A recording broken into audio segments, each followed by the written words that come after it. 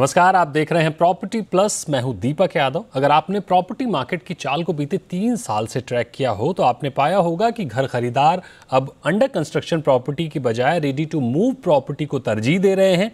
इसमें फ़ायदा भी है, जीएसटी की बचत होती है, ओवर सप्लाई के चलते कंपैरिजन आसान होता है। तमाम रिपोर्ट्स भी यही दावा कर रही हैं कि घर खरीदार अब अंडर कंस्ट्रक्शन प्रॉपर्टी से बच रहे हैं। लेकिन बड़ा सवाल ये है कि क्या वाकई लोग टैक्स बचाने या कंपैरिजन के लिए रेडी टू मूव प्रॉपर्टी की ओर बढ़ रहे हैं? तो जवाब होगा थोड़ा बहुत, लेकिन बड़ी तस्वीर के साथ असल जवाब है कि प्रॉपर्टी मार्केट में ट्रस्ट डेफिसिट अपने ऑल टाइम हाई पर है। लोगों में विश्वास की कमी है। घर खरीदार अब घबराते हैं कि प्रोजेक्ट कहीं अटक ना जाए, पैसे कहीं फंस ना जाएं और फिर कोर्ट कचहरियों के चक्कर लगाने पड़े। तो क्यों कोर्ट कचहरियों का चक्कर डराता है? क्यों बिल्डरों की मनमानी के आगे घर खरीदार असहाय नजर आते हैं? और क्या सबसे सटीक रास्ता हो घर खरीदार के पास न्याय पाने का? इन्हीं सब बातों पर चर्चा करेंगे आज के इस खास शो में। तो आज के शो में हमारे साथ कुछ खास मेहमान हैं, उनसे भी आपका परिचय कराते हैं। हमारे साथ हैं Siddharth Goyal, senior director research from Colliers. हमारे साथ हैं Abhay Upadhyay, member central advisory council RERA. और हमारे साथ हैं Nirmit Srivastava, advocate, Allahabad high court. आप सभी मेहमानों का बहुत बहुत स्वागत है। मेरा सबसे पहला सवाल सिद्धार्थ जी आपसे होगा, क्या आपको नहीं लगता कि जितने भी रिफॉर्म्स की बात हम करें तो बीते कुछ वर्षों में जो भी ज़्यादातर इंडस्ट्री में रिफॉर्म्स हुए हैं वो इंडस्ट्री को ध्यान में रखते हुए बनाए गए हैं, ना कि ग्राहकों को ध्यान में रखते हुए? क्या राय रखते हैं इस पर आप? तो दीपक जी, मेरा ख्याल तो ये है कि सरकार जो है पिछले कई सालों से जो है अभी होम बायर को जो है उसको सेंटर पे रख के उन्होंने रेरा बनाया है। क्योंकि रेरा जो है ये किसी डेवलपर को या फाइनेंशियल इंस्टीट्यूशन को प्रोटेक्शन देने के लिए नहीं बनाया गया। इसे इसीलिए बनाया गया क्योंकि जो भी ग्राहक हैं जिन्होंने घर खरीदे हैं और जिनकी जो है बहुत सारी याचनाएं हैं, बहुत सारी तकलीफें हैं, उनको उनका हल निकालने के लिए रेरा को सरकार लेकर आई है। क्योंकि आप देखिए इसमें जो है हमने भी स्टडी किया है उसके हिसाब से सारे जो स्टेक होल्डर्स हैं उनको सबको इक्वल ट्रीटमेंट दिया गया है। तो अगर आप रेरा को देखेंगे तो उसमें भी ये लिखा गया है कि डेवलपर की क्या रिस्पॉन्सिबिलिटीज हैं, होम बायर्स की क्या रिस्पॉन्सिबिलिटीज हैं, और उसके हिसाब से प्रोटेक्शन दिया गया। दूसरी तरफ अगर आप ये भी देखेंगे कि जो दूसरे लॉज हैं जैसे कि एनसीएलटी, जिसमें कि जो डेवलपर्स को जो है डिफॉल्ट हो रहा है, जहां पे उनको तकलीफ हो रही है पेमेंट्स वगैरह करने में, और कई सारे प्रोजेक्ट इसके लटके पड़े हैं क्योंकि वहां पे फाइनेंशियल प्रॉब्लम्स हैं। तो उसमें जो लगातार आप टिपिकली देखें तो ज्यादातर जो क्रेडिट दिए जिन्होंने लोन्स दी हैं, बैंक्स और फाइनेंशियल इंस्टीट्यूशंस, उनको ज्यादा प्रोटेक्शन दी जाती है। लेकिन अब देखा है कि एनसीएलटी वगैरह में जो है होम बायर्स का राइट भी प्रोटेक्ट किया गया, उनको भी रिकॉग्नाइज किया गया। तो मैं तो यही मानूंगा कि जो रिफॉर्म्स अभी आए हैं वो ज्यादातर जो है वो सबके लिए इक्वल हैं। अभय जी, अगला सवाल मेरा आपसे होगा। बिल्कुल ये बात कुछ हद तक सही है कि रेरा जैसा कानून घर खरीदारों की परेशानियों को देखते हुए लागू किया गया, लेकिन बीते तमाम वर्षों का जो अनुभव है उसमें घर खरीदारों को सबसे ज़्यादा दिक्कतें हुई हैं। हम ये नहीं कह रहे कि सभी डेवलपर्स बुरे हैं, अच्छे डेवलपर्स भी हैं। अभय जी, औसत घर खरीदार कानूनी पचड़ों में पड़ने से बचता है क्योंकि खर्च से ज़्यादा समय की बर्बादी होती है, लिहाजा बिल्डरों की मनमानी का चुपचाप शिकार होता रहता है। हालात बेहतर करने के लिए क्या किया जाना चाहिए? पहला बात तो ये कि अगर सपोज करिए कि मैंने कोई घर अंडर कंस्ट्रक्शन किया और वहां पे मेरे को प्रॉब्लम हो गई, तो अब आप देखिए कि किस तरीके से मेरे को प्रॉब्लम कहां से शुरू होती है। पहला तो ये मेरे को चॉइस करना पड़ेगा कि मैं एनसीडीआरसी में या कंज्यूमर फोरम के अंदर में जाऊं, रेरा के अंडर में जाऊं, एनसीएलटी के अंडर में जाऊं।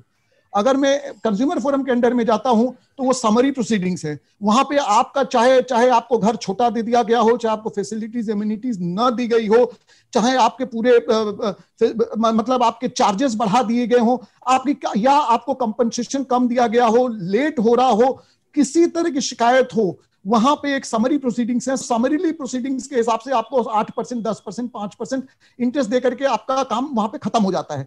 समस्या ये है कि और उसमें बिल्डर के ऊपर में कोई पेनल्टी का कोई प्रोविजन भी नहीं है। तो 5% हमको कॉम्पनसेशन कोर्ट से लेकर के बिल्डर बहुत खुश है। उसने मेरे को अगर मॉनिटरी टर्म्स में देखा जाए तो करोड़ों के नुकसान पहुंचा दिए और उसको मात्र मेरे को 5% कॉम्पनसेशन देकर के उसको छुट्टी मिल जाती है। वो एक्चुअल न्याय नहीं होता है। तो आप सोचिए कंज्यूमर फोरम में सारा मेहनत करने के बाद आप 7-8% इंटरेस्ट लेकर के घर आ जाएंगे। और वो भी इतने टाइम लगेंगे, सालों उसमें लग जाएंगे। अगर आप रेरा में जाते हैं तो समस्या ये है कि रेरा में आप देखिए कि ऑर्डर तो मेरे को सर जल्दी मिल जाएगा, लेकिन वहां पे भी जो आज लोगों का विश्वास रेरा पे क्यों नहीं आ रहा है, उसके कई कारण हैं। देखिए कंज्यूमर कोर्ट तो फिर भी समरी प्रोसीडिंग्स थी, रेरा नहीं था। और एनसीएलटी में अगर हम बात करें तो एनसीएलटी में जाने के लिए अब जो क्राइटेरिया है कि आपको 100 या 10% ऑफ द बायर करना पड़ेगा। आप देखिए अगर हस्बैंड और वाइफ सारी चीजों पे दो आदमी एक मत नहीं हो पाते हैं तो 100 अनजान लोगों को साथ में लेकर के चलना और उसको केस करना वो असंभव है। तो इतनी लड़ाई लड़ना, इतनी जद्दोजहद के बाद तो मेरे को लगता है कि इससे बढ़िया हो कि आप भले 20% अगर अंडर कंस्ट्रक्शन और कंस्ट्रक्शन में 20% का गैप भी है तो आप वो 20% दे करके रेडी टू मूव फ्लैट लीजिए, वो आपके लिए मच बेटर है। निर्मित, आप कानूनी मामलों के जानकार हैं। घर खरीदारों के लिए वैसे तो तमाम रास्ते हैं शिकायत करने के, लेकिन फिर चाहे अगर हम रेरा की बात करें, कंज्यूमर कोर्ट की बात करें या जिला कोर्ट की बात करें, हाई कोर्ट या फिर एनसीएलटी, तमाम रास्ते हैं। क्या आपको नहीं लगता कि एक आम घर खरीदार के लिए यही सबसे बड़ी दुविधा भी है कि वो जाए कहां पर? अभी जैसे अभय जी ने बहुत अच्छा पॉइंट उठाया कि सीधे आदमी एससीडीआरसी एनसीडीआरसी नहीं जा सकता है। उसको पहले, क्योंकि पिक्यूलियर जुरिडिक्शन इन्होंने अच्छा वर्ड यूज किया है, वो एक लीगल टर्मिनोलॉजी बोलते हैं कि अगर आपका मूल्यांकन कितना है आपके केस का, तो उसके हिसाब से आपका डिसीजन होगा कि आप स्टेट कमीशन में जाएंगे, नेशनल कमीशन जाएंगे या डिस्ट्रिक्ट कमीशन में। तो दीपक जी, मैं यहाँ पे एक थोड़ी क्लैरिटी दे दूं कि होता क्या है कि अगर जैसे आपका 40 लाख का मकान है तो आप सीधे स्टेट कमीशन नहीं जा सकते हैं, आप सीधे एनसीडीआरसी नहीं जा सकते हैं। आपको डिस्ट्रिक्ट कमीशन से स्टार्ट करना है, फिर डिस्ट्रिक्ट कमीशन के बाद आप स्टेट कमीशन में बिल्डर अपील करेगा। उसके बाद अगर वो भी आपका केस आपके फेवर में आता है तो एक रिवीजन का प्रावधान है, उसमें रिवीजन लाई करेगा और फिर वो दिल्ली जाएगा एनसीडीआरसी में और फाइनली होगा मैटर। तो काफी लंबी सीढ़ी होती है, ये हर जगह है, ये रेरा में भी है, ये कंज्यूमर प्रोटेक्शन में भी है, ये सिविल प्रोसीडिंग्स में भी है। तो इसमें क्योंकि अभय जी ने अभी इसका पिक्यूलियर जुरिडिक्शन की बात करी, तो मैं इनको भी थोड़ा सा इस बात पे एनलाइटन कर दूं कि अभी लेटेस्ट अमेंडमेंट द्वारा नया कंज्यूमर प्रोटेक्शन कोड आया है कि अगर कहीं से कोई बिल्डर किसी कंज्यूमर के खिलाफ, किसी होम बायर के खिलाफ अगर अनफेयर कॉन्ट्रैक्ट एग्जीक्यूट कराता है, ये इस बात पे सबको गौर करना चाहिए कि अगर वो एक अनफेयर कॉन्ट्रैक्ट एग्जीक्यूट कराता है कि वो खुद 24% डीले पेनल्टी ले रहा है और आपको जब बिल्डर का कोई डिफॉल्ट होगा तो 5% के हिसाब से देगा, तो उन केसेस में अनफेयर कॉन्ट्रैक्ट पे अलग से आप सीधे एससीडीआरसी जा सकते हैं, जो डिफाइन किया गया है सेक्शन 47(1)(a) सब क्लॉज 2 में। और अगर उसमें अपने को दिखा पाते हैं, अपने कॉन्ट्रैक्ट को आप दिखा पाते हैं, तो आप डायरेक्टली अप्रोच कर सकते हैं। तो मतलब एक रेमेडी पार करके आप सीधी एक सीढ़ी उछाल आप लेके सीधे चले गए एपेलेट कोर्ट में। ये अभी लेटेस्ट इनकॉर्पोरेशन है, ये क्योंकि गवर्नमेंट जान रही है कि सीढ़ियां बढ़ती जा रही है होम बायर के लिए, तो ये क्योंकि एक वेलफेयर लेजिस्लेशन है, कंज्यूमर प्रोटेक्शन कोड हो गया या रेरा हो गया या जितने भी कोड हो गए हैं, वो सब वेलफेयर लेजिस्लेशन है। बिल्कुल, यानी मौजूदा कानून में रास्ते तमाम निकल सकते हैं अगर बारीकियों को समझा जाए तो। सिद्धार्थ जी, आपसे समझना चाहेंगे कि ट्रस्ट डेफिसिट की बात करें या लीगल मामलों में उलझने का जो डर है उसको देखें तो इन्वेस्टमेंट क्लाइमेट कितना अफेक्टेड होता हुआ दिख रहा है आपको? क्योंकि इन सारी दिक्कतों पर निवेशक भी तो नजर बनाए रखते होंगे, तो ऐसे में इन्वेस्टमेंट क्लाइमेट पर कैसा असर देख रहे हैं आप? तो देखिए, इन्वेस्टमेंट क्लाइमेट तो बहुत इफेक्टेड है, स्पेशली जो है हाउसिंग मार्केट जिसको हम बोलते हैं रेजिडेंशियल मार्केट, उस पर बहुत फर्क पड़ा है। क्योंकि ऑब्वियसली हमने जो देखा है कि पिछले कई सालों से जो है पूरा सेल्स का जो मोमेंटम था वो धीरे धीरे होते चला गया। ज्यादातर डेवलपर्स जो हैं कई सालों से उनको वो जो है फाइनेंसिंग जो है वो उठा रहे थे एनबीएफसी से या दूसरे किसी प्राइवेट इक्विटी फंड्स हैं जहां पे से उनको डेट फंड मिल रही थी, तो वहां से वो लोग पिछले कई साल से फंड्स ले रहे थे। लेकिन पिछले 3-4 साल में हमने ये देखा है कि सेल्स स्लो होती चली गई हैं, तो डेवलपर्स का कैश फ्लो को काफी प्रॉब्लम आने लगा, और वो जो उन्होंने फाइनेंसिंग उठाई है उसका सर्विसिंग जो इंटरेस्ट वगैरह देना है उसमें उनको काफी तकलीफ होने लगी। तो और हमने ये भी देखा है कि कई सारे जो इन्वेस्टर्स होते हैं, जिनको हम हाई नेटवर्थ इन्वेस्टर्स बोलते हैं, HNI इन्वेस्टर्स, वो ज्यादातर जो है पहले कई लोग जो है डेवलपर के पास में जाते थे या डेवलपर उनके पास जाता था और प्री सेल्स मतलब प्रोजेक्ट लॉन्च होने से पहले ही उनको वो अक्सर कई सारे यूनिट्स जो है एक बल्क रेट पे खरीद लेते थे और उसके कारण भी डेवलपर काफी फाइनेंसिंग उठा सकता था। लेकिन जब से रेरा आया है तो रेरा के अंदर अभी जो है आपके सारे परमिशंस आने चाहिए, परमिशंस आने के बाद में आप रेरा के अंदर रजिस्टर होना चाहिए आपका प्रोजेक्ट, और उसके बाद में ही आप सेल्स चालू कर सकते हैं। करेक्ट। तो इस सब के चलते हुए भी कई डेवलपर्स हैं जिन्होंने फिर भी काफी अच्छा ट्रैक रिकॉर्ड रखा है। स्पेशली आप देखेंगे साउथ के हो या वेस्ट के डेवलपर्स हो, वेस्टर्न इंडिया, सदर्न इंडिया के डेवलपर्स, इनका बहुत अच्छा ट्रैक रिकॉर्ड है। और इसी के लिए इन्होंने जो हम लोग बोलते हैं इंटरनेशनल फाइनेंशियल इंस्टीट्यूशंस, इनके पास कई काफी इन्वेस्टमेंट्स भी आ रही हैं। ऐसा नहीं है कि इन्वेस्टमेंट पूरा रुक गया, लेकिन हाँ, पहले के मुकाबले काफी कम हो गया।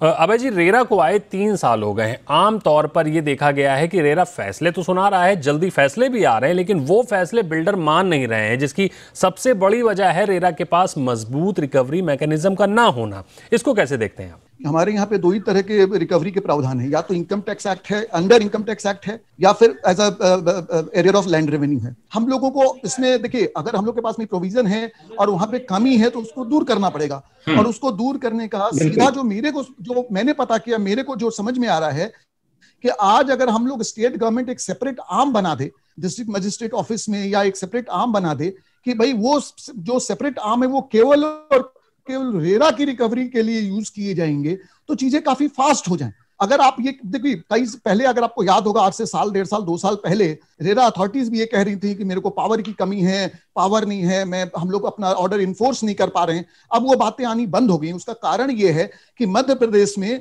उन्होंने अपना एक रिकवरी ऑफिसर ऑलरेडी अपॉइंट कर लिया है। वो उन्होंने अपने रूल्स में चेंज कराया और उन्होंने लेकिन उनको भी वो एक्ट पावर वहीं से मिल रही है एज एरियर ऑफ लैंड, लेकिन वो उनको डिस्ट्रिक्ट मजिस्ट्रेट ऑफिस में नहीं जाके वो अपने यहां से करा पाएंगे। लेकिन फिर भी अगर आप देखें तो हम लोगों को बहुत ऐसा सुनने में नहीं मिल रहा है कि वहां पे रिकवरी बहुत फास्ट हो गई, बहुत अच्छा हो गया।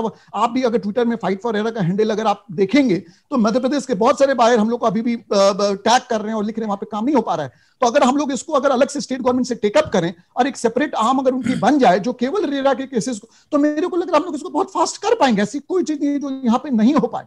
हाँ, लेकिन फिर भी ये दिमाग में रखना पड़ेगा कि हमारा जुडिशियल जो प्रोसेस है वो सेल्फ टाइम टेकिंग है। अगर आप चाहते हैं कि कल फाइल करें और परसों आपका ऑर्डर हो जाए, ऐसा नहीं हो पाएगा। ये हम लोग को मान के चलना पड़ेगा।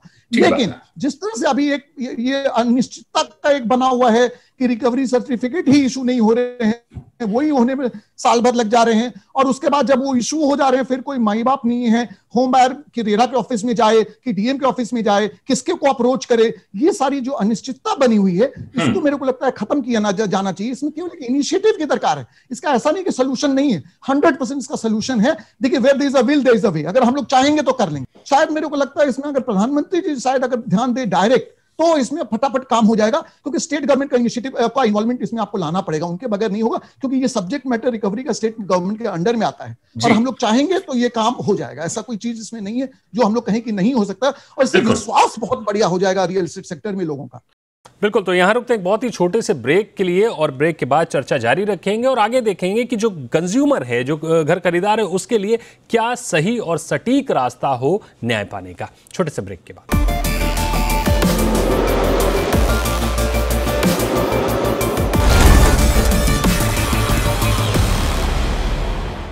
Welcome back. आप देख रहे हैं प्रॉपर्टी प्लस, और आज के इस खास शो में हम बात कर रहे हैं कि कैसे आम घर खरीदार जब घर खरीदता है और उसको तमाम मुश्किलें आती हैं, तो जो न्याय पाने के तमाम रास्ते हैं, किन रास्तों को चुने, किन रास्तों पर जाए ताकि उसे जल्दी सही और सटीक न्याय मिल सके। तो इस चर्चा को आगे बढ़ाते हैं और अपने मेहमानों से समझते हैं कि क्या हो सही रास्ता।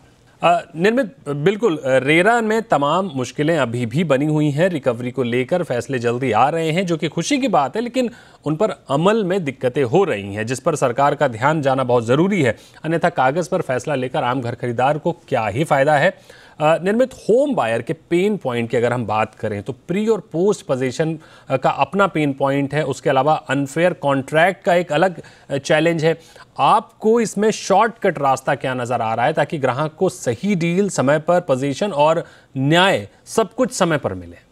जी दीपक जी, काफी हद तक जो अभय जी ने बताया मैं उससे सहमत हूँ कि ऑर्डर पास हो जाना तो इज अ प्रोसेस। आपके फेवर में एक ऑर्डर आ जाना, that is a process, but getting the order executed is a complete mechanism by itself.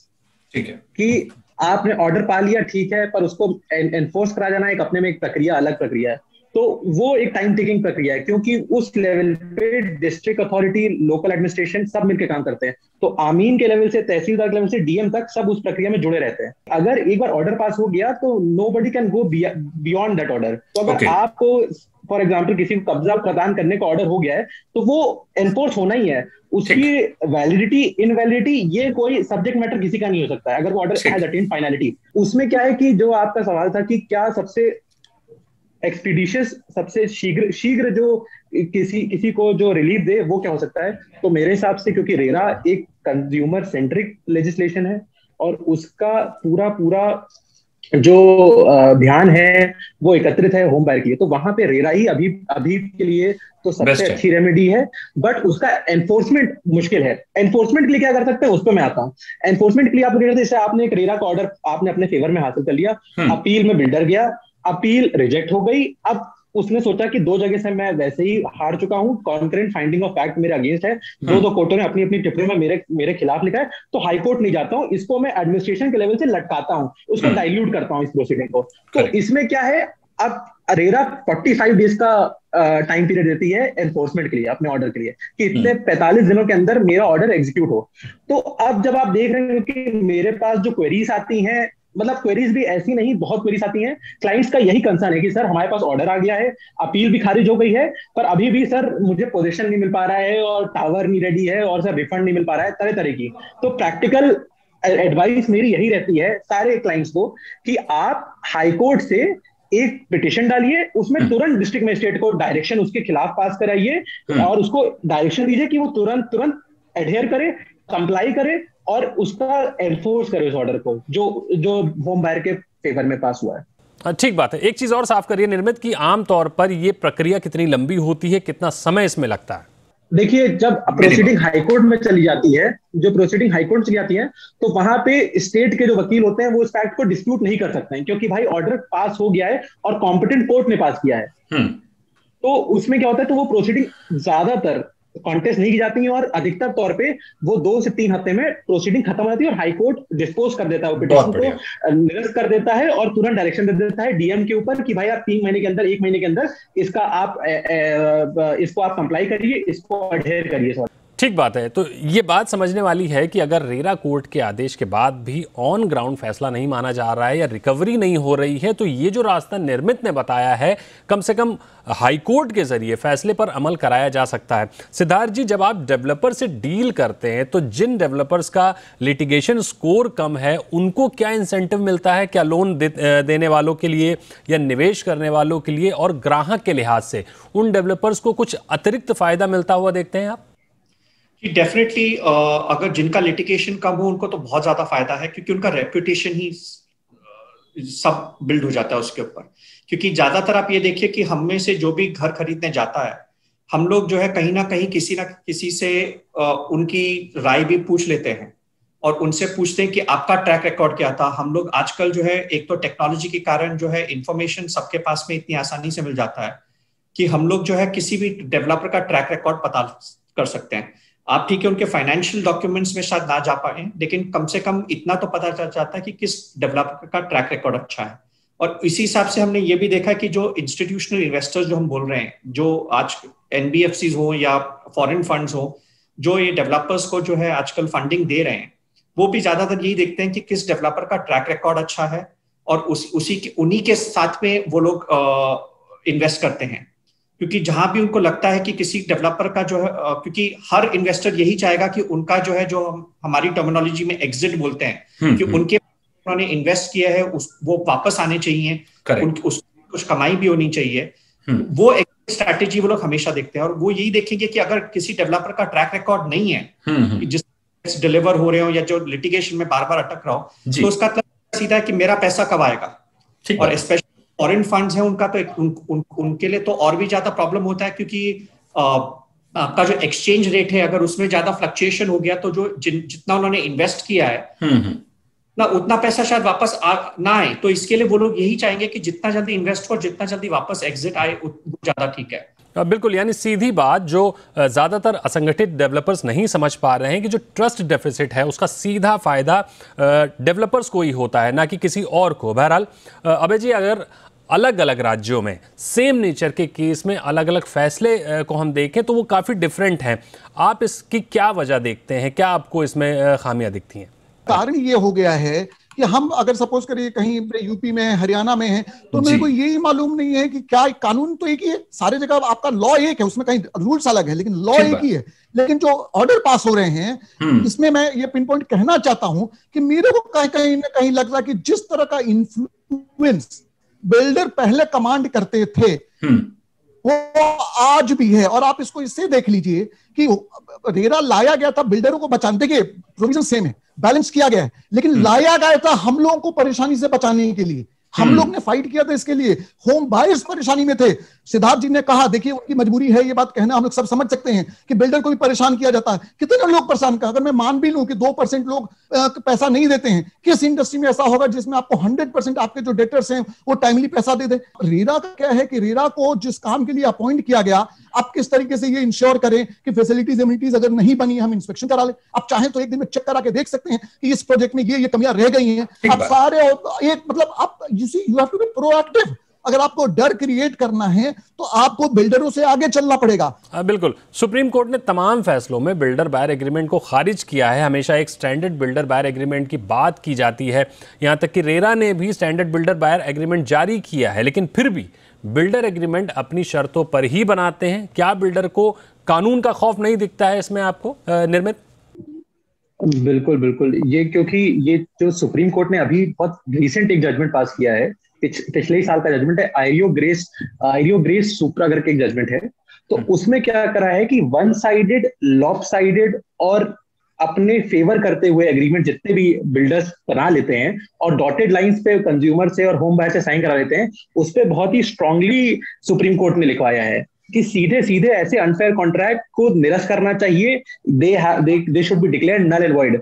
तो ये क्योंकि इस पे कॉग्निजेंस, इस पे संज्ञान लेना अब चालू कर दिया है सुप्रीम कोर्ट ने, तो मुझे लगता है कि इसके बाद से, इसके ऑनवर्ड अब यहाँ पे चीजें बदलेंगी। और जो ये एक अनफेयर प्रैक्टिस थी कि कोई एक कॉन्ट्रैक्ट खाली पन्ना करवा के साइन डॉट लाइन पर करवा दिया और जब तक उस पर आदमी साइन नहीं कर रहा है तब तक आप उसको एमिनिटीज दे रहे हैं, तब तक उसको जो उसकी डिमांड्स है वो पूरी नहीं कर रहे हैं कि इसी थ्रेड पे कि आप हमारे डॉक्यूमेंट नहीं साइन कर रहे हैं, आपने एग्रीमेंट अभी तक नहीं साइन कर रखा है। और जब एग्रीमेंट आदमी पढ़ता है होम बायर तो उसको पूरा दिखता है कि ये तो इतना वन साइडेड, एक लॉप साइडेड एग्रीमेंट है जिसको सिर्फ फेवर कर रहा है। जैसे आपको मैं बता दूं दीपक जी, बहुत बार बिल्डर्स अपने हिसाब से डिफॉल्ट सेट करते हैं, अपने हिसाब से रीपेमेंट सेट करते हैं, ये सब नहीं कर सकते हैं।